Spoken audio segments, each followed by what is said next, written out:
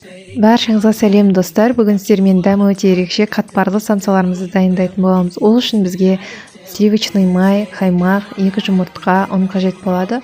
Ұнымызды осылай табағымызға салып алып, үккіштен осылай май екеуін ұнға малып өткізетін боламыз. Өткізіп болған соң бір-біріне жақсылап араластырып, сметанамызды салатын боламыз. Үстіне кішкене тұз сеуіп, 2 жұмыртқамызды салып араластырып, қамырымызды тым қатты емес, тым жұмсақ емес қылып илеп шығатын боламыз.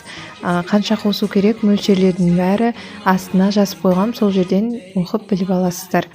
Осылай менің тестам бойынша істесеңіздер, самсаларыңыз өте дәмді, үлпілдек, сондай қатпарлы болып шығады. Міндетті түрде жасап көріңіздер. Осылай тынып болған соң алып, жақсылап жайып, бұдан 2 зуала шығады негізінде. Мен өзіме осылай 1 зуала үлкен қылып жайып істеген өзіме ыңғайлы. Ыңғайсыз болса 2 зуала қылып сіздер істесеңіздер болады. Осылай майымызды ертеміз. Ішіне кез келген майды ертсеңіздер болады. Мен кәдімгі осындай сливочный маймен, кәдімгі тамақ істейтін майларымыз бар ғой, сол майларды араластырып ортасына жағамын.